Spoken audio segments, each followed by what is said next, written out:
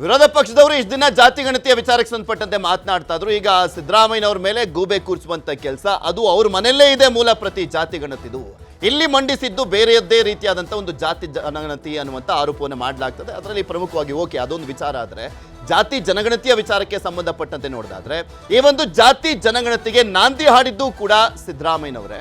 ಮತ್ತು ಒಂದ್ ಕಡೆ ಈಗ ಮಂಗಳಗೀತೆ ಹಾಡಬೇಕಾದಂಥ ಜಾಗದಲ್ಲಿ ಕುತ್ಕೊಂಡಿರುವಂಥವರು ಕೂಡ ಸಿದ್ದರಾಮಯ್ಯನವರು. ಇದಕ್ಕೆ ಯಾವ ರೀತಿಯಾಗಿ ತಾರ್ಕಿಕ ಹಂತಕ್ಕೆ ತೆಗೆದುಕೊಂಡು ಹೋಗ್ತಾರೆ ಸಿದ್ದರಾಮಯ್ಯನವರು ಅನ್ನುವಂಥದ್ದೇ ಪ್ರಶ್ನೆ. ಒಂದು ಬಿಗ್ಗೆಸ್ಟ್ ಚಾಲೆಂಜು ಸಿದ್ದರಾಮಯ್ಯನವರ ರಾಜಕೀಯ ಜೀವನದಲ್ಲಿ. ಬಿಕಾಸ್ ಜಾತಿ ಜನಗಣತಿಯ ಮುಖಾಂತರ ಸಿದ್ದರಾಮಯ್ಯನವರು ಇತಿಹಾಸವನ್ನ ಸೃಷ್ಟಿ ಮಾಡುವಂಥ ಒಂದು ಜಾಗದಲ್ಲಿ ಕುತ್ಕೊಂಡಿರುವಂಥ ಈ ಟೈಮ್ನಲ್ಲಿ ನಮಗೇನಾದರೂ ಒಂದು ನ್ಯಾಯ ಸಿಗೋದೇ ಆದರೆ ಅದು ಸಿದ್ದರಾಮಯ್ಯನವರಿಂದ ಮಾತ್ರ ಸಾಧ್ಯ ಅಂತ ಹಿಂದುಳಿದ ವರ್ಗದವರು ಭರವಸೆ ನಂಬಿಕೆಯನ್ನ ಇಟ್ಕೊಂಡು ಕೂತಿದ್ದಾರೆ. ಜಾತಿ ಜನಗಣತಿ ವರದಿಯ ಮೂಲ ಪ್ರತಿ ಎಲ್ಲಿದೆ ಅನ್ನುವಂಥ ಪ್ರಶ್ನೆಯನ್ನ ವಿರೋಧ ಪಕ್ಷ ನಾಯಕರು ಮಾತನಾಡ್ತಾ ಇದ್ದಾರೆ. ಅದು ಸಿದ್ದರಾಮಯ್ಯನವರ ನಿವಾಸದಲ್ಲಿದೆ ಅಂತ. ಸರ್ಕಾರದ ವಿರುದ್ಧ ಬಿಜೆಪಿ ಮೂಲ ಪ್ರತಿ ಬ್ರಹ್ಮಾಸ್ತ್ರವನ್ನ ಪ್ರಯೋಗ ಮಾಡ್ತಾ ಇದೆ. ಸಿಎಂ ಸಿದ್ದರಾಮಯ್ಯ ಸರ್ಕಾರಕ್ಕೆ ಮತ್ತೊಂದು ಸಂಕಷ್ಟ ಎದುರಾಗುತ್ತಾ? ಜಾತಿ ಜನಗಣತಿ ಮೂಲ ಪ್ರತಿ ಸಿಎಂ ಮನೆಯಲ್ಲಿದೆ. ಸಂಪುಟದಲ್ಲಿ ಮಂಡನೆ ಆಗಿರುವಂತದ್ದು ನಕಲಿ ವರದಿ ಅಂತ ವಿರೋಧ ಪಕ್ಷದವರು ಹೇಳ್ತಾ ಇದ್ದಾರೆ. ಸರ್ಕಾರದ ವಿರುದ್ಧ ಆರ್ ಅಶೋಕ್ ಗಂಭೀರ ಆರೋಪನೆ ಮಾಡಿದ್ರು. ಆರ್ ಅಶೋಕ್ ಯಾವತ್ತಾನೆ ಸತ್ಯ ಹೇಳಿದ್ದಾರೆ. ಸೀಲ್ಡ್ ಬಾಕ್ಸ್ ನಲ್ಲಿ ಇದ್ದಿದ್ದನ್ನ ಕ್ಯಾಬಿನೆಟ್ ನಲ್ಲಿ ಓಪನ್ ಮಾಡಿದೀವಿ. ಬಿಜೆಪಿ ಆರೋಪಕ್ಕೆ ಸಿದ್ದರಾಮಯ್ಯನವರು ತಿರುಗೇಟನ್ನ ಕೊಟ್ಟರು. ವಾದ ಪ್ರತಿವಾದ ಇಲ್ಲಿ ಜಾತಿ ಗಣತಿಯ ವಿಚಾರಕ್ಕೆ ಸಂಬಂಧಪಟ್ಟಂತೆ ವಿರೋಧ ಪಕ್ಷದವರು ಕೂಡ ತಿರುಗೇಟನ್ನ ಕೊಡ್ತಾ ಇದ್ದಾರೆ. ಆಡಳಿತ ಪಕ್ಷದವರು ಅದನ್ನ ಸಮರ್ಥನೆ ಮಾಡಿಕೊಳ್ಳುವಂತ ಕೆಲಸವನ್ನ ಮಾಡ್ತಾ ಇದ್ದಾರೆ. ಯಾರ್ಯಾರು ಏನೇನು ಮಾತನಾಡಿದ್ರು ಈ ವಿಚಾರದಲ್ಲಿ ಒಮ್ಮೆ ನೋಡೋಣ. ಈ ಸಿದ್ದರಾಮಯ್ಯನ ಮನೆ ಒರಿಜಿನಲ್ ಸಿದ್ದರಾಮಯ್ಯನ ಮನೆಯಲ್ಲಿ ಸಿಗಾಕೊಂಬಿಟ್ಟಿದೆ. ವರದಿ ಅಲ್ಲಿ ಸಿಗಾಕೊಂಬಿಟ್ಟಿದೆ, ಕೊಟ್ಬಿಟ್ಟವನೆ. ಒರಿಜಿನಲ್ ಅಲ್ಲೇ ಉಳ್ಕೊಂಬಿಟ್ಟಿದೆ. ಯಾರೋ ಸಿದ್ದರಾಮಯ್ಯನ ಮನೆಯಲ್ಲಿ ಸೀಲ್ ಮಾಡಿರೋದು ಇದು ಡೂಪ್ಲಿಕೇಟ್, 100% ನಕಲಿ. This is authentic document, is not A BJP document, it is A government document. Ashoka ಯಾವತ್ತು ಸತಿ ಹೇಳಿದಾನೆ, ಅವರು ಸುಳ್ಳೇ ಹೇಳೋದು. ಮೂಲ ಪ್ರತಿ ನಮ್ಮ ಹತ್ರ ಇರಕ್ಕೆ ಯಾಕೆ ಸಾಧ್ಯ ಆಗುತ್ತೆ? ಮೊನ್ನೆ ಕ್ಯಾಬಿನೆಟ್ ಮೀಟಿಂಗ್ ಅಲ್ಲೇನೆ ಶೀಲ್ಡ್ ಕವರ್ ನಲ್ಲಿ ಇತ್ತು. ಅದನ್ನು ಓಪನ್ ಮಾಡಿದ್ದು ಎಲ್ಲರಿಗೆ ಕ್ಯಾಬಿನೆಟ್. ಅದು ಗೊತ್ತೇ ಇಲ್ಲ. ಅಶೋಕ ಬಿಜೆಪಿ ಅವರು ಇದಾರಲ್ಲ, ಅವರು ಸುಳ್ಳನ್ನೇ ಸತ್ಯ ಮಾಡೋದು, ಸತ್ಯನೇ ಸುಳ್ಳು ಮಾಡೋದು ಅವ್ರ ಕಸಬು. ಅವರ RSS ನವ್ರು ಹೇಳ್ಕೊಟ್ಟಿರೋದು ಅವ್ರಿಗೆ. ನೀವೇ ರಚನೆ ಮಾಡಿದಂತ ಕಾಂತರಾಜು ವರದಿಯ ಬಗ್ಗೆ ನಿಮ್ಗೆ ಇಲ್ಲಿಯ ತನಕ ಕಾಳಜಿ ಇಲ್ಲ. 180 ಕೋಟಿಗೂ ಹೆಚ್ಚು ಇದನ್ನ ಖರ್ಚು ಮಾಡಿ ಆ ವರದಿಯನ್ನ ಸರ್ಕಾರ ಸ್ವೀಕಾರನೆ ಮಾಡೋದಿಲ್ಲ ಅಂತಾದ್ರೆ ಆ 180 ಕೋಟಿ ರೂಪಾಯಿ ಖರ್ಚಾಗಿದ್ದಕ್ಕೆ ಯಾರು ಹೊಣೆ? ತಾವೇ ನೇಮಿಸಿದಂತ ಒಬ್ಬ ಅಧ್ಯಕ್ಷ ವರದಿಯನ್ನ ಕೊಡದಲೆ ಇವತ್ತು ಏನನ್ನೂ ಸ್ಪಷ್ಟ ಮಾಡದಲೆ ಹೋಗ್ತಾರೆ ಅಂತಂದ್ರೆ ಇದಕ್ಕೆ ಸರ್ಕಾರವನ್ನ ಹೊಣೆ ಮಾಡ್ತಿರೋ, ಕಾಂತರಾಜನ ಹೊಣೆ ಮಾಡ್ತಿರೋ? ಈ ಕಾಂತರಾಜು ವರದಿ ಯಾಕಾಗಿಲ್ಲ ಅನ್ನುವಂಥದ್ದು ತನಿಖೆ ಆಗ್ಲಿ ಮತ್ತು ಇದನ್ನ ವರದಿಯನ್ನ ತಕ್ಷಣ ತೆಗೆದುಕೊಳ್ಬೇಕು. ಯಾರೋ ಸೈನ್ ಹಾಕಿಲ್ಲ ಅನ್ನುವ ಕಾರಣಕ್ಕೋಸ್ಕರ ವರದಿ ತೆಗೆದುಕೊಂಡಿಲ್ಲ ಅಂತ ಹೇಳಲಿಕ್ಕೆ ಆಗಲ್ಲ.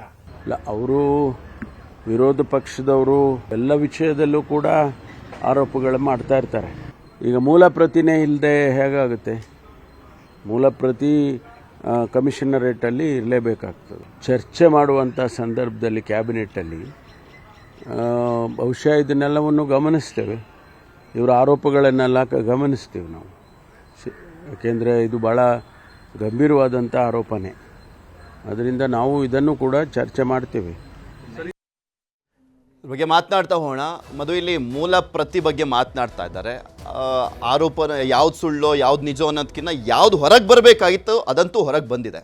ಈಗ ಅದನ್ನೇ ನಂಬ್ಕೊಳ್ಬೇಕಾಗಿದೆ. ಇವ್ರು ಬೇರೆ ಇನ್ಯಾವುದೋ ಬಿಟ್ಟರು ಕೂಡ ಅದಕ್ಕೆ ಚರ್ಚೆ ಆಗಲ್ಲ. ಯಾವುದು ಫಸ್ಟ್ ಹೊರಗೆ ಬಂತು ಅದನ್ನೇ ಟ್ರೂ ಅಂತ ಅಂದ್ಕೊಳ್ಬೇಕಾಗಿರುತ್ತದೆ. ಆದರೆ ಈ ಜಾತಿ ಗಣತಿಯ ವಿಚಾರಕ್ಕೆ ಸಂಬಂಧಪಟ್ಟಂತೆ ನೋಡೋದಾದ್ರೆ ನಾನು ಆರಂಭದಲ್ಲಿ ಹೇಳ್ತಾ ಇದ್ದೆ, ನಾಂದಿ ಗೀತೆಯನ್ನು ಆಡಿದಂಥವರು ಕೂಡ ಸಿದ್ದರಾಮಯ್ಯನವರೇ. ಈಗ ಮಂಗಳಗೀತೆ ಹಾಡಬೇಕಾದಂಥ ಜಾಗದಲ್ಲಿ ಕೂತ್ಕೊಂಡಿರುವಂಥವರು ಕೂಡ ಸಿದ್ದರಾಮಯ್ಯನವರೇ. ಇನ್ಯಾರೋ ಬಂದ್ಬಿಟ್ಟು ಮಂಗಳವಾದ್ಯ ನುಡಿಸ್ತಾರೆ ಅನ್ನುವಂಥದ್ದನ್ನ ಎಕ್ಸ್ಪೆಕ್ಟ್ ಮಾಡ್ಲಿಕ್ಕಾಗಲ್ಲ ಇಂಥ ಒಂದು ವಿಚಾರದಲ್ಲಿ ಅಂತ. ಸೊ ಸಿದ್ದರಾಮಯ್ಯನವರಿಗೆ ಎಷ್ಟರ ಮಟ್ಟಿಗೆ ಸವಾಲ್ ಅಂತ ಅನ್ಸುತ್ತೆ? ಬಿಕಾಸ್ ಇದೊಂದು ರೀತಿಯಾದಂಥ ಒಂದು ಇತಿಹಾಸ. ಈಗ ಇದು ಶುರುವಾದಂಥ ದಿನದಲ್ಲಿ ಒಂದು ದಶಕ ಆಗಿದೆ. ಒಂದು ದಶಕದ ಹಿಂದೆಯೂ ಕೂಡ ಇಂಥದ್ದೇ ಆತಂಕ ಮತ್ತು ಸವಾಲುಗಳಿದ್ವು. ಇವತ್ತು ಕೂಡ ಇಂಥದ್ದೇ ಆತಂಕ, ಸವಾಲುಗಳು, ಅಪಸ್ವರ, ಆಕ್ಷೇಪ ಎಲ್ಲವೂ ಕೂಡ ಇದೆ. ಆದರೆ ಆದ್ಯತೆ ಸಿದ್ದರಾಮಯ್ಯ ಅವರಿಗೆ ತಮ್ಮ ಅವಧಿಯಲ್ಲಿ ತಾನು ಮಾಡದೇ ಇದನ್ನು ಐತಿಹಾಸಿಕ ಒಂದು ತೀರ್ಮಾನ ಮತ್ತು ನಿರ್ಣಯ ಮತ್ತು ತನ್ನ ವೋಟ್ ಬ್ಯಾಂಕು ಅಥವಾ ತನ್ನ ಪಕ್ಷದ ವೋಟ್ ಬ್ಯಾಂಕು ಇದಕ್ಕೆ ನಾನು ನ್ಯಾಯ ಕೊಟ್ಟೆ ಅನ್ನುವಂಥ ಒಂದು ಐತಿಹಾಸಿಕ ಪುರುಷ ಆಗಬೇಕು ಅನ್ನೋದು ಅವ್ರ ಸಂಕಲ್ಪ. ಅದು ಅವತ್ತು ಇತ್ತು, ಇವತ್ತು ಇತ್ತು. ಆದರೆ 10 ವರ್ಷ ಯಾಕಾದರೂ ಅವತ್ತಿಗೆ 2022-23 ಸಂದರ್ಭದಲ್ಲೇ ಇದೆಲ್ಲ ಚರ್ಚೆ ಆಗಿತ್ತು ಕಾಂತರಾಜು ವರದಿಯಲ್ಲಿ ಅನ್ನುವಂಥದ್ದು ದೊಡ್ಡ ದೊಡ್ಡ ಮಾಧ್ಯಮಗಳಲ್ಲಿ ವರದಿ ಆಗಿದ್ದವು, ಹೆಡ್ಲೈನ್ಗಳಾಗಿದ್ವು. ಅದಕ್ಕೆ ಸ್ಯಾಂಟಿಟಿ ಇಲ್ಲ, ಎಲ್ಲೋ ಇದೆ, CM ಮನೆಯಲ್ಲಿ ಇವತ್ತು ಮಾತಾಡ್ತಾ ಇರೋದು ಅದೇ, ಅವತ್ತು ಮಾತಾಡ್ತಾ ಇರೋದು. ಅಂದರೆ ಕೂತು ಅವರವರ ಕಚೇರಿಯಲ್ಲಿ ಅವರವರ ಮೂಗಿನ ನೇರಕ್ಕೆ ಬರೆಸ್ಕೊಂಡಿದ್ದಾರೆ ಬೇಕಾದಂಗೆ ತಮ್ಮ ರಾಜಕೀಯ ವೋಟ್ ಬ್ಯಾಂಕ್ಗೋಸ್ಕರ, ರಾಜಕಾರಣಕ್ಕೋಸ್ಕರ ಅನ್ನುವಂಥ ಆರೋಪ ಅವತ್ತು ಇತ್ತು, ಇವತ್ತು ಇದೆ. ಆದರೆ ಇವತ್ತಿನ ಪರಿಸ್ಥಿತಿಯಲ್ಲಿ ಭಾಗಶಃ ಯಶಸ್ಸನ್ನು ಕಂಡಿರುವಂಥ ಸಿದ್ದರಾಮಯ್ಯ ಅವರು ಒಂದು ಪಬ್ಲಿಕ್ ನರೇಟಿವ್ ಬೇಕಿತ್ತು, ಒಂದು ಡಿಸ್ಕಷನ್ ಬೇಕಿತ್ತು, ಒಂದು ಪಬ್ಲಿಕ್ ಡೊಮೈನಲ್ಲಿ ಇದ್ರ ಬಗ್ಗೆ ಜಾತಿ ಜನಗಣತಿಯ ಬಗ್ಗೆ ಇವತ್ತು ಜಾತಿ ಪಾಲಿಟಿಕ್ಸ್ ಮಾಡಬೇಡಿ ಅಂತ ಹೇಳ್ತಾ ಇದ್ದಾರೆ ಹೊರತು ಅಪೋಸಿಷನ್ ಅವರು ಜಾತಿ ಗಣತಿಯನ್ನೇ ಮಾಡಬೇಡಿ ಅಂತ ಹೇಳ್ತಾ ಇಲ್ಲ. ಅಂದರೆ ಅದಕ್ಕೆ ಕೇಂದ್ರ ಸರ್ಕಾರ ಕೂಡ ಆ ನಿಟ್ಟಿನಲ್ಲಿ ಪಾಸಿಟಿವ್ ಆಗಿದೆ. ಸೊ ಆಗಿದ ಮೇಲೆ ಯಾರು ಕೂಡ ಏನು ಹಿಂದುಳಿದ ವರ್ಗಗಳಿಗೆ ಅಥವಾ ದಲಿತ ಸಮುದಾಯಗಳಿಗೆ ಸಿಗಬೇಕಾದಂಥ ಹಕ್ಕೊತ್ತಾಯವನ್ನು ಪಕ್ಕಕ್ಕೆ ಸರಿಸಬೇಕು ಅಂತ ಯಾರು ಮಾತನಾಡಿದಿಲ್ಲ. ಆದರೆ ಅದರ ಹೆಸರಲ್ಲಿ ಪಾಲಿಟಿಕ್ಸ್ ಆಗ್ತಾ ಇದೆ ಮತ್ತು ಅದು ವೈಜ್ಞಾನಿಕವಾಗಿಲ್ಲ ಅನ್ನುವಂಥದ್ದು ಆರೋಪ ಆಕ್ಷೇಪ. ಸೊ ಓಕೆ, ಇವತ್ತಿದು ಬಂದಿದೆ, ಕ್ಯಾಬಿನೆಟಿಗೆ ಬಂದಿದೆ, ಅದರಲ್ಲಿ ಆಕ್ಷೇಪಗಳು ಅಪಸ್ವರಗಳೆದ್ದಿದೆ, ಅದು ಫಿಕ್ಸ್ ಆಗಬೇಕು, ಅಕಸ್ಮಾತ್ ತೊಂದರೆಗಳಿದ್ರೆ ಅನ್ನುವಂಥದ್ದು ಎಲ್ಲ ಓಕೆ. ಈಗ 10 ವರ್ಷದ ಹಿಂದೆ ಇದ್ದಂಥ ಟೆಕ್ನಾಲಜಿಕಲ್ ಅಡ್ವಾನ್ಸ್ಮೆಂಟ್ಗೂ ಇವತ್ತಿಗೂ ತುಂಬ ವ್ಯತ್ಯಾಸ ಇದೆ. ಪೃಥ್ವಿ, ನೀವೇ ನೋಡಿರ್ಬೋದು, ಕೊರೋನಾ ಅಂತ ಒಂದು ಮಹಾ ವಿಪತ್ತಿನ ಕಾಲದಲ್ಲಿ ವ್ಯಾಕ್ಸಿನೇಷನ್ ಇಷ್ಟು ದೊಡ್ಡ ದೇಶದಲ್ಲಿ ಇಷ್ಟು ದೊಡ್ಡ ಮಟ್ಟದಲ್ಲಿ ಸಕ್ಸಸ್ ಆಗುತ್ತೆ ಅಂತ ಯಾರು ಅಂದ್ಕೊಂಡಿರಲಿಲ್ಲ. ಬಿಕಾಸ್ ಆಫ್ ಟೆಕ್ನಾಲಜಿ, ಆ್ಯಪ್ಸು, ನಿಮ್ಮ ಆಧಾರ್ ಲಿಂಕ್ಡ್ ಇನಿಷಿಯೇಟಿವ್ಸ್ ಮಾಡಿದಂಥ ಸಂದರ್ಭದಲ್ಲಿ ಎಲ್ಲವೂ ಕೂಡ ಸ್ಮೂತಾಗಿ ಎಕ್ಸಿಕ್ಯೂಟ್ ಆಯಿತು. ಆಯಿತಾ? ಅದೇ ರೀತಿ ಇವತ್ತು ಕೂಡ ಈಗ ಜಾತಿಗಣತಿ 10 ವರ್ಷದ ನಂತರ ಇವತ್ತು ಟೆಕ್ನಾಲಜಿಕಲಿ ಅಥವಾ ಟೆಕ್ನಿಕಲಿ ತುಂಬ ಅಡ್ವಾನ್ಸ್ಮೆಂಟಲ್ಲಿದ್ದೀವಿ. ಸೊ ಇವತ್ತು ಕೂತಲ್ಲೇ ಇವ್ರು ಏನು ಹೇಳ್ತಾ ಇದ್ದಾರಲ್ಲ, ಕೂತಲ್ಲೇ ನಿಖರವಾಗೂ ಕೂಡ ಮಾಡ್ಬೋದು ಅಂಥದ್ದೊಂದು ವ್ಯವಸ್ಥೆ ಇದೆ. ಸೊ ಎಲ್ಲರ ಕೈಯಲ್ಲೂ ಸ್ಮಾರ್ಟ್ ಫೋನ್ ಇದೆ. ಊರುಗಳಲ್ಲಿ ಕಾರ್ಯಕರ್ತರನ್ನ, ಇನ್ ದ ಸೆನ್ಸ್ ಸರ್ಕಾರದ ಸೇವೆಯಲ್ಲಿರುವಂಥವ್ರನ್ನ ಬಳಸ್ಕೊಂಡು, ಇದೇ ಶಿಕ್ಷಕರನ್ನು ಮತ್ತೊಬ್ಬರನ್ನ ಬಳಸ್ಕೊಂಡು, ಅಂಗನವಾಡಿ ಕಾರ್ಯಕರ್ತರುಗಳನ್ನ ಬಳಸ್ಕೊಂಡು ತುಂಬ ಏನು ಸೈಂಟಿಫಿಕ್ ಆಗು ಕೂಡ ಮಾಡ್ಬೋದು. ಇವತ್ತು ಸಿದ್ದರಾಮಯ್ಯ ಭಾಗಶಃ ನಾನು ಹೇಳಿದಂತೆ ಸಕ್ಸಸ್ ಆಗಿದ್ದಾರೆ ಯಾವುದರಲ್ಲಿ, ಒಂದು ಮೊಮೆಂಟಮನ್ನು ಬಿಲ್ಡ್ ಮಾಡೋದ್ರಲ್ಲಿ. ಓಕೆ, ನಾವೇನು ಬೇಡ ಅಂತ ಇಲ್ಲ, ಸರಿಯಾಗಿ ಮಾಡಿ ಅನ್ನುವಂಥದ್ದು ಬಂದಿದೆ. ಸೊ ಇವತ್ತು ಈಗ ಟೇಬಲ್ ಆಗಿದೆ. ಟೇಬಲ್ ಆದ ಮಾತ್ರಕ್ಕೆ ಅದು ಇನ್ನೂ ದೊಡ್ಡ ಮಟ್ಟದ ಡಿಸ್ಕಷನ್ ಆಗಬೇಕು. ಕ್ಯಾಬಿನೆಟಲ್ಲೇ ಒಂದು ಒಮ್ಮತ ಬಂದಿಲ್ಲ, ಅಲ್ಲೇ ಅಪೂರ್ಣ ಅಂತ ಪ್ರತಿಯೊಬ್ಬರು ಕೂಡ ಮಾತನಾಡಿದ್ದಾರೆ ಮಿನಿಸ್ಟ್ರುಗಳು. ಸೊ ಇನ್ನೂ ಹಲವಾರು ಸುತ್ತಿನ ಮಾತುಕತೆಗಳಾಗಿ ಸವಾಲಂತೂ ಇದ್ದೇ ಇದೆ. ಆದರೆ ತಮಗೆ ಬೇಕಿರುವಂಥ ರಾಜಕೀಯವಾಗಿ ತಮಗೆ ಅವಶ್ಯಕತೆ ಇರುವಂಥ ಒಂದು ಪೊಲಿಟಿಕಲ್ ನರೇಟಿವ್ ಮತ್ತು ಪೊಲಿಟಿಕಲ್ ಸೆಕ್ಯೂರಿಟಿಯನ್ನು ಮಾಡಿಕೊಳ್ಳೋದ್ರಲ್ಲಿ ಸಿದ್ದರಾಮಯ್ಯ ಸಕ್ಸಸ್ ಆಗಿದ್ದಾರೆ. ಅವರಿಗೆ ಅವತ್ತು ಬೇಕಾಗಿದ್ದಿದ್ದು ಕೂಡ ಅದೇ, ಇವತ್ತು ಬೇಕಾಗಿದ್ದಿದ್ದು ಕೂಡ ಅದೇ, ನಾಳೆ ಬೇಕಾಗಿರೋದು ಕೂಡ ಅದೇ. ಆದರೆ ಒಂದೇನೆಂದರೆ ಕರೆಕ್ಟಾಗಾದರೆ ಐತಿಹಾಸಿಕವಾಗಿ ಅವ್ರಿಗೆ ಮೈಲ್ ಸ್ಟೋನ್ ಆಗುತ್ತೆ. ಆಗಲಿಲ್ಲ ಅಂತಂದರೆ ಇವತ್ತಿನ ಮಟ್ಟಿಗಂತೂ ಶಾರ್ಟ್ ಟರ್ಮ್ ಗೋಲ್ ಏನಿದೆ, ಕುರ್ಚಿ ಉಳಿಬೇಕಿತ್ತು, ಉಳಿಯುವಂಥ ಎಲ್ಲ ಸಾಧ್ಯತೆಗಳನ್ನು ಈ ಒಂದು ರಿಪೋರ್ಟ್ ಇಮ್ಯುನಿಟಿಯನ್ನು ಆ ಕುರ್ಚಿಗೆ ಕೊಟ್ಟಿದೆ. ಸೊ ಈ ಹಿನ್ನೆಲೆ ಅವರು ಸಕ್ಸಸ್ ಆಗಿದ್ದಾರೆ. ಈಗ ಆಕ್ಷೇಪ ಇರುವಂಥ ಪ್ರತಿಪಕ್ಷ ನಾಯಕರುಗಳ ಸಮುದಾಯಗಳು ಅಥವಾ ಸ್ವಪಕ್ಷ ನಾಯಕರುಗಳ ಸಮುದಾಯಗಳು, ಈ ಸಮುದಾಯಗಳಿಗೆ ನ್ಯಾಯಯುತವಾದಂಥ ಸಮಾಧಾನವನ್ನು ಮತ್ತು ಕನ್ವಿನ್ಸಿಂಗ್ ಮೆಥಡಾಲಜಿಯನ್ನು ಸರ್ಕಾರ ಮಾಡಲೇಬೇಕಾಗಿದೆ, ಸಿದ್ದರಾಮಯ್ಯ ಮಾಡಲೇಬೇಕಾಗಿದೆ. ಜೊತೆಗೆ ನನ್ನ ಮನೆಯಲ್ಲಿಲ್ಲ ಅದು ಅಂತ ಏನು ಹೇಳ್ತಾ ಇದ್ರಲ್ಲ ಸಿದ್ದರಾಮಯ್ಯ, ಕಾಂತರಾಜ್ ಅವರ ವರದಿ, ಅದು ಯಾಕೆ ಎಲ್ಲೋಯ್ತು? ಹಂಗಿದ್ರೆ ಅಷ್ಟೆಲ್ಲ ಕೋಟ್ಯಾಂತರ ರೂಪಾಯಿ ಖರ್ಚು ಮಾಡಿಟ್ಟಿರೋದು ಏನಾಯಿತು? ಅದಕ್ಕೂ ಕೂಡ ಅವರು ಬಾಧ್ಯಸ್ಥರಾಗಿರ್ತಾರೆ, ಜವಾಬ್ದಾರರಾಗಿರ್ತಾರೆ, ಅದಕ್ಕೂ ಕೂಡ ಉತ್ತರ ಕೊಡಬೇಕಾಗಿದೆ. ಎಸ್ ಪಟೇಲ್ರೆ, ಇಲ್ಲಿ ಎಲ್ಲದಕ್ಕೂ ಸಿದ್ದರಾಮಯ್ಯನವರ ಹೊಣೆನೇ ಹೆಚ್ಚಾಗಿರುವಂಥದ್ದು. ಮತ್ತು ಒಂದು ಕಡೆ ಈಗ ಪ್ರಬಲವಾಗಿ ವಿರೋಧ ವ್ಯಕ್ತವಾಗ್ತಾ ಇರುವಂಥದ್ದು ಲಿಂಗಾಯತ ಸಮುದಾಯದಿಂದ, ಒಕ್ಕಲಿಗ ಸಮುದಾಯನೂ ಕೂಡ ಹೌದು. ಲಿಂಗಾಯತ ಸಮುದಾಯದವರು ಇಲ್ಲಿ ಎಲ್ಲೋ ಒಂದು ಕಡೆ ಶಿಕ್ಷಣ, ಉದ್ಯೋಗ ಅಂತ ಬಂದಂಥ ಸಂದರ್ಭದಲ್ಲಿ ಹಿಂದೂ, ಹಾಗೆ ನಾವು ಆರ್ಥಿಕವಾಗಿ ಮತ್ತು ಒಂದು ಕಡೆ ಸಾಮಾಜಿಕವಾಗಿ, ರಾಜಕೀಯವಾಗಿ ನಮಗೆ ನಾವು ಪ್ರಬಲರಾಗಬೇಕು, ಅದಕ್ಕೆ ಆ ಒಂದು ಸ್ಥಾನಮಾನ ಬೇಕು ಅಂತ ಬಂದಂಥ ಸಂದರ್ಭದಲ್ಲಿ ಲಿಂಗಾಯತ ಜಾತಿ ಗಣತಿಯ ವಿಚಾರದಲ್ಲಿ ಮೀಸಲು ಆಸೆಗೋಸ್ಕರ ಲಿಂಗಾಯತರು ಎಡವಿದ್ದಾರೆ ಅಂತ ಹೇಳಲಾಗ್ತದೆ. ಅದಕ್ಕೋಸ್ಕರನೇ ಇಲ್ಲಿ ವ್ಯತ್ಯಾಸ ಆಗಿರೋದು ಅಂಕಿ ಸಂಖ್ಯೆಗಳಲ್ಲಿ ಅಂತ ಇದನ್ನು ನೋಡ್ತಾ ಹೋದಾದ್ರೆ ಅಂತ. ಎಸ್ ಪ್ರತಿ ಗುಡ್ ಕ್ವಶನ್. ಯಾಕಂತ ಹೇಳಿದ್ರೆ ಇದು ಕಳೆದ 10 ದಿನಗಳಲ್ಲಿ ದೊಡ್ಡ ಮಟ್ಟದ ಚರ್ಚೆ ಆಗ್ತಿರ್ತಕ್ಕಂಥದ್ದು ಜನಪ್ರತಿನಿಧಿಗಳು ಮತ್ತು ಅಧಿಕಾರಿಗಳ ನಡುವೆ ಸಾರ್ವಜನಿಕ ವಲಯದಲ್ಲಿ ದೊಡ್ಡ ಚರ್ಚೆ ಆಗ್ತಿರ್ತಕ್ಕಂಥದ್ದು. ನಿಮಗೆ ಗೊತ್ತಿರ್ಬೋದು, ಹಳೆ ಮೈಸೂರು ಭಾಗದ ಚಾಮರಾಜನಗರ, ತುಮಕೂರು ಸೇರಿದಂತೆ ಮಧ್ಯ ಕರ್ನಾಟಕ ಹಾಗೂ ಉತ್ತರ ಕರ್ನಾಟಕದ 14 ಜಿಲ್ಲೆಗಳಲ್ಲಿ ಲಿಂಗಾಯತ ಸಮುದಾಯ ಹೆಚ್ಚಿರ್ತಕ್ಕಂಥ, ಅಂದರೆ ದಟ್ಟವಾಗಿದ್ದಾರೆ, ಹೆಚ್ಚಿದ್ದಾರೆ ಅಂತೇಳಿ ಗೊತ್ತಿರ್ತಕ್ಕಂಥದ್ದು. ನಿಮಗೆ ಉತ್ತರ ಕನ್ನಡ ಜಿಲ್ಲೆ ಹೊರತುಪಡಿಸಿದರೆ ಉಳಿದೆಲ್ಲೆಡೆ ಲಿಂಗಾಯತ ಸಮುದಾಯದ ಜನರು ಹೆಚ್ಚಿದ್ದಾರೆ. ಅದು ಕರಾವಳಿ ಭಾಗದಲ್ಲಿ ಒಂದಷ್ಟು ಕಡಿಮೆ ಇದ್ದಾರೆ ಅನ್ನೋದು ಬಿಟ್ಟರೆ, ಇನ್ನು ಕಿತ್ತೂರು ಕನ್ನಡ ಜಿಲ್ಲೆಗಳಲ್ಲಿ ಈ ಸಮುದಾಯದ ಜನಸಂಖ್ಯೆ ಹೆಚ್ಚಿರ್ತಕ್ಕಂಥದ್ದು. ಸಾಮಾಜಿಕವಾಗಿ ಒಟ್ಟಾಗಿರ್ತಕ್ಕಂಥ ಸಮುದಾಯ ಮತ್ತು ರಾಜಕೀಯ ವಿಚಾರ ಬಂದಾಗ ಕೂಡ ಒಟ್ಟಾಗಿರ್ತಕ್ಕಂಥ ಸಮುದಾಯ ಮೀಸಲು ಬಂದಂಥ ಸಂದರ್ಭದಲ್ಲಿ ಮೀಸಲಾತಿಗಾಗಿ ಎಲ್ಲೊಂದು ಕಡೆ ಜಾತಿಯನ್ನು ನಮೂದಿಸುವ ಸಂದರ್ಭದಲ್ಲಿ ಎಡವಟ್ಟು ಮಾಡಿದ್ದಾರೆ ಅನ್ನೋದೇ ಈಗ ಸದ್ಯದ ಚರ್ಚೆ ಆಗ್ತಿರ್ತಕ್ಕಂಥದ್ದು. ಒಂದು ವೇಳೆ ಆ ಜಾತಿ ನಮೂದು ಮಾಡುವ ಸಂದರ್ಭದಲ್ಲಿ ಏನಾದರೂ ಮೀಸಲಾತಿ ಕಾರಣಕ್ಕೆ 3A ಮೀಸಲಾತಿ ಕಾರಣಕ್ಕಾಗಿ ಅನೇಕ ವೀರಶೈವ ಲಿಂಗಾಯತ ಸಮುದಾಯ ತಮ್ಮ ಸಮುದಾಯದ ಜೊತೆಗೆ ಹಿಂದೂ ಅಂತ ಪದವನ್ನು ಸೇರಿಸಿರ್ತಕ್ಕಂಥದ್ದು ಇಲ್ಲಿ ಸಂಖ್ಯೆ ಕಡಿಮೆ ಆಗಲಿಕ್ಕೆ ಪ್ರಮುಖ ಕಾರಣ ಅಂತ ಈಗ ಚರ್ಚೆ ಆಗ್ತಿರ್ತಕ್ಕಂಥ. ನಿಮಗೆ ಗೊತ್ತಿರ್ಬೋದು, ಜಂಗಮ ಅಂತ ಹೇಳಿದ್ರೆ ಬೇಡ ಜಂಗಮ ಅಂತ ಹೇಳಿದ್ರೆ ಅವರು ಪರಿಶಿಷ್ಟ ಜಾತಿಗೆ ಬರ್ತಾರೆ.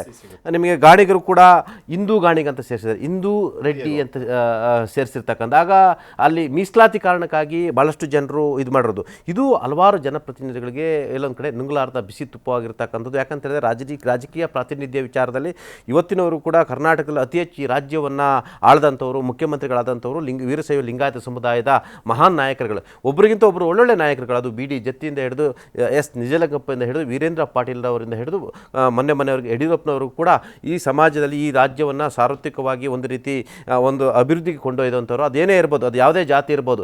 ರಾಮಕೃಷ್ಣ ಹೆಗಡೆ ಅವರು ಬ್ರಾಹ್ಮಣ ಸಮುದಾಯರಿದ್ದರೂ ಕೂಡ ಅವ್ರನ್ನ ಭಾಳಷ್ಟು ಜನ ಲಿಂಗಾಯತ ನಾಯಕರು ಅಂತ ಅಂದ್ಕೊಂಡಿದ್ರು.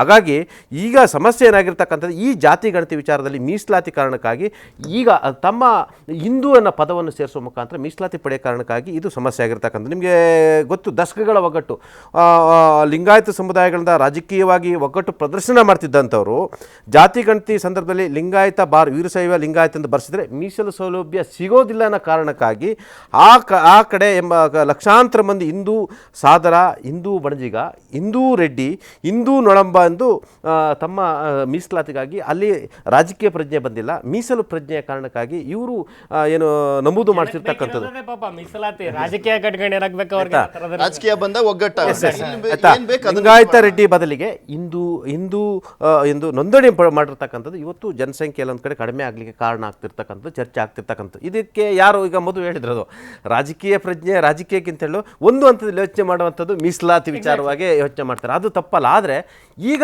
ಜಾತಿ ಗಣತಿ ವಿಚಾರದಲ್ಲಿ ಇದು ಜನಪ್ರತಿನಿಧಿಗಳಿಗೆ ಈಗ ಏನಾಗ್ತದೆ ಟಿಕೆಟ್ ಬೇರೆ ಬೇರೆ ನಿಮಗೆ ನೊಳಂಬರು ಲಕ್ಷಾಂತರ ಇದ್ದಾರೆ, ಗಾಣಿಗರು 20 ಲಕ್ಷ ಇದ್ದಾರೆ ಅಂತ ಹೇಳ್ತಾರೆ. ಅವ್ರು ಏನು ಮಾಡಿದ್ದಾರೆ, ಅವರು ಅಲ್ಲಿ ಲಿಂಗಾಯತ ಗಾಣಿಗ ಅಂತ ಬದಲಿ ಹಿಂದೂ ಗಾಣಿಗ ಅಂತ ಬರ್ಕೊಂಡಿದ್ದಾರೆ. ಅಲ್ಲಿ 2A ಮೀಸಲಾತಿಗೆ ಬರ್ತಕ್ಕಂಥ 2A ಮೀಸಲಾತಿ ಬರೆದ 15% ಮೀಸಲಾತಿ ಇರ್ತಕ್ಕಂಥ ಅಲ್ಲಿ ಅವರಿಗೆ ಅದು ಆರ್ಥಿಕವಾಗಿ, ಸಾಮಾಜಿಕವಾಗಿ, ಶೈಕ್ಷಣಿಕವಾಗಿ ಸಹಾಯ ಆಗುತ್ತೆ. ರಾಜಕೀಯವಾಗಿ ಯಾರಿಗೆ ಸಹಾಯ ಆಗುತ್ತೆ? ಶಿಕ್ಷಣ, ಉದ್ಯೋಗ ಮತ್ತು ಶಿಕ್ಷಣ. ಅವ್ರಿಗೆ ಬೇಕಿರೋದು, ಜನಕ್ಕೆ ಬೇಕಿರೋದು. ಆದ್ರೆ ರಾಜಕೀಯವಾಗಿ ಯಾರಿಗೆ ಇದು ಹಿನ್ನಡೆ? ಈಗ ಗಾಣಿಗ ಸಮುದಾಯದಲ್ಲಿ ಇರ್ತಕ್ಕಂಥದ್ದು ಲಕ್ಷ್ಮಣ್ ಸವದಿ ಇರ್ತಕ್ಕಂಥದ್ದು. ಈಗ ನಿಮಗೆ ಚಿಕ್ಕನಾಯಕಲ ಎಷ್ಟಿದ್ದಾರೆ, 60,000 70,000 ನೊಣಬರಿದ್ದಾರೆ. ಅವ್ರೇನ್ ಮಾಡಿದಾರೆ, ಅವರು ಲಿಂಗಾಯತ ನೊಣಬ ಅಂತ ಬರ್ಸಿಲ್ಲ, ಹಿಂದೂ ನೊಣಬ ಅಂತ ಬರ್ಸಿದ್ದಾರೆ. ಅದು ಬಿಕಾಸ್ ಆಫ್ ಮೀಸಲಾತಿ. ಈಗ ಚನ್ನಗಿರಿಲೇ ಶಿವಗಂಗಾ ಸಾಧು ಅವ್ರ ಕ್ಷೇತ್ರದಲ್ಲಿ 50 ರಿಂದ 60 ಸಾವಿರ ಹಿಂದೂ ಸಾದರ ಅಂತ ಬರ್ತಾರೆ, ಅದು ಬರಲ್ಲ. ಅದರಲ್ಲಿ ಕೆಲವರು ಏನ್ ಮಾಡಿದ್ದಾರೆ, ಕೆಲವರು ಸಾದರ ಅಂತಲೇ ಬರ್ಸ್ಬಿಟ್ಟಿದ್ದಾರೆ. ಕೆಲವರು ಏನ್ ಮಾಡಿದ್ದಾರೆ, ಬುದ್ಧಿವಂತಿಕೆ ಹಿಂದೂ ಸಾದರ ಅಂತ ಬರ್ಸಿ. ಇದು ಮೀಸಲಾತಿ ಕಾರಣಕ್ಕಾಗಿ ತಪ್ಪಲ್ಲ ಅದು. ಯಾಕಂತ ಹೇಳಿದ್ರೆ ಈ ರಾಜಕಾರಣ ಕಟ್ಕೊಂಡು ಅವ್ರಿಗೆ ಏನಾಗಬೇಕಾಗಿಲ್ಲ, ಇವರನ್ನೆಲ್ಲ ಬಳಸ್ಕೊಂಡು ಹಾಗಾಗಿ ಉದ್ಯೋಗ ಮೀಸಲಾತಿ ಮತ್ತು ಶೈಕ್ಷಣಿಕ ಮೀಸಲಾತಿಗಾಗಿ ಬರ್ಸಿರ್ತಕ್ಕಂಥ. ಹಾಗಾಗಿ ನಾವು ಈ ಡೀಪ್ ಆಗಿ ಈ ಸಮಸ್ಯೆಗಳನ್ನು ಕೂಡ ಯಾರು ಚರ್ಚೆ ಮಾಡ್ತಾರೆ. ನಾಟ್ ಓನ್ಲಿ ವೀರಶೈವ ಲಿಂಗಾಯತ ಮಾತ್ರ ಅಲ್ಲ, ಎಲ್ಲ ಸಮುದಾಯದಲ್ಲೂ ಕೂಡ. ಈಗ ಒಕ್ಕಲಿಗ ಸಮುದಾಯದಲ್ಲೂ ಕೂಡ ಬಹಳಷ್ಟು ಜನ ಇದು ಅವರವರ ಸಬ್ ಕ್ಯಾಸ್ಟ್ಗಳನ್ನ ಬರ್ಸಿದ್ದಾರೆ. ಅದೇ ರೀತಿ ಬೇರೆ ಬೇರೆ ಸಮುದಾಯದಲ್ಲೂ ಕೂಡ ಸಬ್ ಕ್ಯಾಸ್ಟ್ ಅನ್ನು ಬರ್ಸಿರ್ತಕ್ಕಂಥದ್ದು. ಇದು ಕಾರಣ ಮೀಸಲಾತಿ ಕಾರಣಕ್ಕಾಗಿ ಬರ್ಸಿರ್ತಕ್ಕಂಥ. ಇದು ಅವ್ರು ತಪ್ಪಲ್ಲ, ಅವರ ರಾಜಕೀಯ ಪ್ರಜ್ಞೆ. ಇವರು ಜನಪ್ರತಿನಿಧಿಗಳ ಪರವಾಗಿ ಅವರ ಯೋಚನೆ ಪ್ರಕಾರ ಆದರೆ ಅವರು ಲಿಂಗಾಯತ ವೀರಶೈವ ಅಂತ ಬರ್ಸ್ಬೇಕಿತ್ತು, ಜನರಲ್ ಕ್ಯಾಟಗರಿಗೆ ಬರಬೇಕಿತ್ತು ಅಂತ ಅವರ ಲೆಕ್ಕಾಚಾರ. ಆದರೆ ನೀವು ಹೇಳ್ದಂಗೆ ಅಲ್ಟಿಮೇಟ್ಲಿ ಅವರ ಕುಟುಂಬದಲ್ಲಿ ಅವರ ಮಕ್ಕಳು, ಅವರ ವಿದ್ಯಾಭ್ಯಾಸ, ಅವರ ಆರ್ಥಿಕ ಸದೃಢತೆಗಾಗಿ, ಉದ್ಯೋಗ ಮತ್ತು ಶೈಕ್ಷಣಿಕ ಮೀಸಲಾತಿಗಾಗಿ ಅವರು ಸತ್ಯವನ್ನು ಬರ್ಸಿದ್ದಾರೆ. ಅಲ್ಲ, ಇವ್ರದೊಂದು ಆಟ ಆದ್ರೆ ಈಗ ಕ್ರಿಮಿಲೇಯರ್ ಬಂದ್ರೆ ಹೆಂಗೆ ಈಗ ರಿಸರ್ವೇಶನ್ ತಗೊಳ್ತಾ ಇರುವಂತ SC/ST ಗಳಿಗೆ ಪ್ರಾಬ್ಲಮ್ ಅಂತ ಹೇಳ್ತಾರಲ್ಲ, ಆ ರೀತಿಯಾದಂತ ಆಟ ಅಂತ ಹೇಳಿದ್ರೆ ತಪ್ಪ. ಬಿಕಾಸ್ ಒಂದ್ಸಲಿ ಮೀಸಲಾತಿಯನ್ನ ಪಡ್ಕೊಂಡವನು ನೆಕ್ಸ್ಟ್ ಅದ್ರಲ್ಲಿ ಮೀಸಲಾತಿ ಪಡ್ಕೊಳ್ಳಂಗಿಲ್ಲ ಅಂತ ಬರುತ್ತಲ್ಲ, ಆ ತರದ್ದು ಒಂದು ಸನ್ನಿವೇಶ ಇದ್ರಲ್ಲಿ ಎದುರಿಸ್ತಾ ಇದ್ದಾರೆ.